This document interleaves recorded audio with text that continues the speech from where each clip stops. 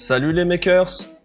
J'ai besoin d'une meilleure immersion quand je regarde des séries ou que je joue aux jeux vidéo sur mon PC. Je me suis donc intéressé au système Ambilight. Il existe différents kits déjà tout prêts. Certains sont de bonne qualité mais très chers et d'autres pas chers mais vraiment de qualité médiocre. J'ai donc décidé de le réaliser avec du bon matériel pour moins cher.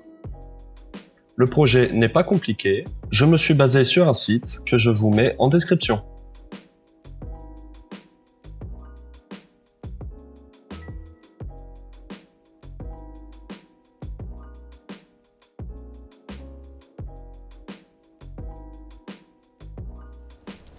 Pour ce projet, je vais avoir besoin d'une bande LED WS2812B, 60 LED par mètre, d'un boîtier à imprimer pour l'Arduino, de fils 22 AWG, de double face, d'un Arduino Nano avec son câble USB et d'une alimentation en 5 volts. La puissance est à calculer en fonction du nombre de LED que tu auras sur ton bandeau. Sur la bande LED, il y a déjà un connecteur intégré. Pour ma part, je vais l'enlever et souder directement mes fils et composants afin d'avoir un résultat propre et définitif. Si tu n'es pas familier avec les soudures, tu peux quand même faire le projet. Je te mets le matériel que tu as besoin en description. Donc je protège mon plan de travail et je pose mon écran dessus. Je commence par présenter mon bandeau et mesurer le nombre de LED que j'aurai besoin. Je vais les couper au niveau des jonctions, tu peux les voir au niveau des points de contact. Pour ma part, je vais avoir 35 LED en haut, 35 LED en bas et 21 de chaque côté. Il faut faire attention au sens des LED, la direction de fonctionnement est indiquée. Face à l'écran, mon bandeau sera alimenté en bas à droite. Il partira vers la gauche, remontera et fera tout le tour de l'écran. Maintenant que tout est prêt, je vais préparer mes bandeaux. Je les ai pris en étanche afin d'éviter les courts-circuits ou qui prennent la poussière. Je dois donc enlever la protection en silicone au niveau des points de contact. Je me sers d'un cutter chauffé et j'enlève la protection en silicone sur environ 3 mm. Et je fais ça sur mes 4 bandeaux. Si cette vidéo te plaît, je te laisse t'abonner, activer la cloche et mettre un pouce en l'air. Cela aide beaucoup pour la chaîne. Merci. Une fois fait, je décolle le double face de mon circuit imprimé afin d'éviter de le faire chauffer quand je vais faire mes points de soudure. Pour ça, je le décolle sur environ 3-4 cm et je recolle la pointe sur le circuit. Une fois fait sur tous mes bandeaux, je vais pouvoir étamer mes points de contact.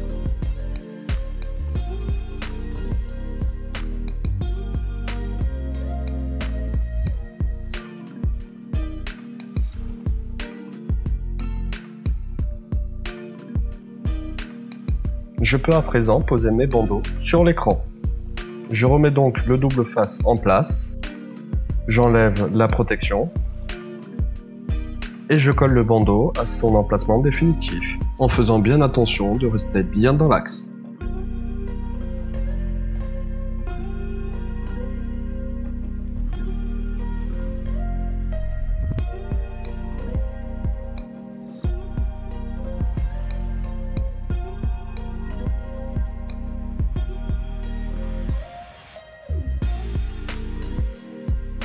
Je passe maintenant à l'alimentation. Je prends environ 15 cm de fil 22 AWG. J'ai choisi du fil de couleur noire pour être plus discret, mais tu peux tout à fait garder les couleurs d'origine afin de ne pas te tromper dans le raccordement.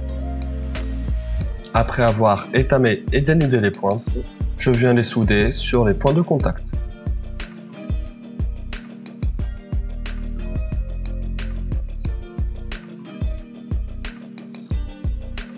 Concernant l'interconnexion des bandeaux, j'ai préféré dénuder complètement les fils et les étamer afin de pouvoir faire des angles à 90 degrés un peu plus propres. Et pour retrouver l'étanchéité, je viens recouvrir toutes mes connexions avec de la colle à chaud.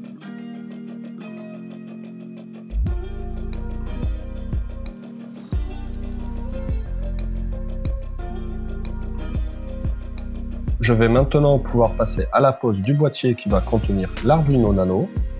Je l'ai modélisé afin de ne pas avoir besoin d'outils pour l'ouvrir ou le fermer.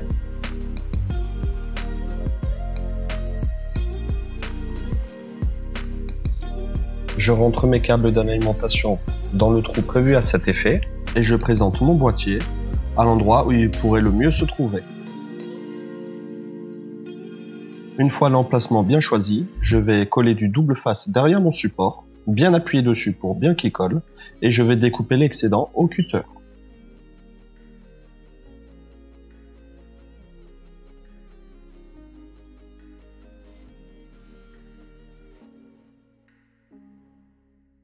J'enlève ensuite la protection de mon double face et je viens le coller à son endroit définitif.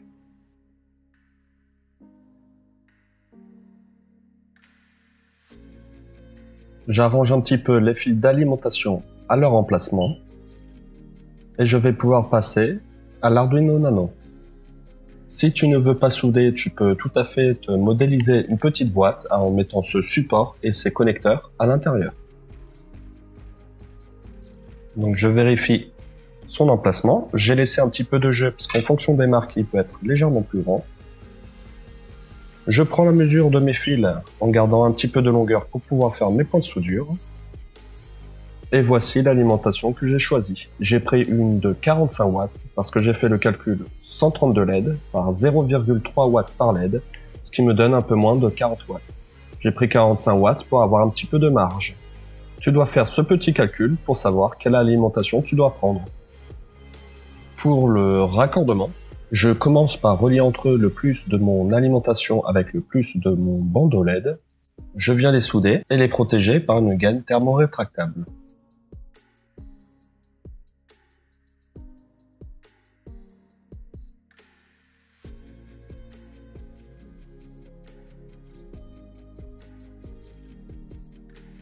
Je peux maintenant passer aux soudures sur l'Arduino.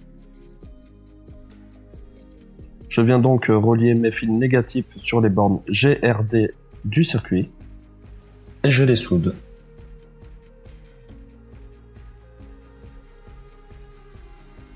Ensuite, pour la borne data du bandeau, je viens la souder sur la borne D6 de l'Arduino. Après avoir coupé l'excédent de l'autre côté du circuit, je viens le mettre à sa place et je viens le fixer avec un point de colle à chaud. Maintenant que tout est raccordé, je vais pouvoir refermer le capot du boîtier.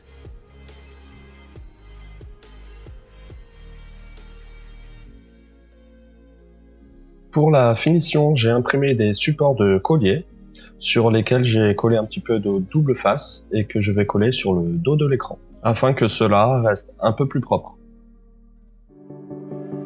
Je peux maintenant raccorder le câble USB.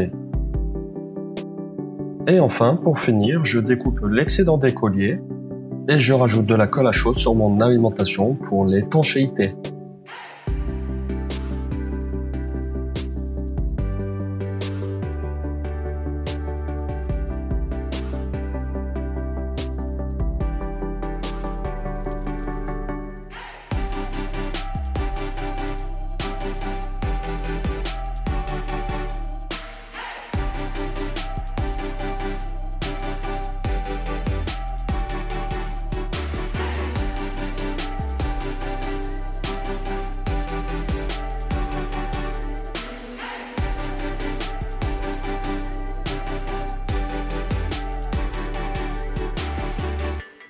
Concernant la programmation du bandeau, ce n'est pas très compliqué. Je vous mets en description le lien sur le tutoriel que je me suis basé pour faire ce projet. Le résultat me plaît beaucoup, les couleurs restent fidèles à celles affichées à l'écran, et le rendu est vraiment sympa.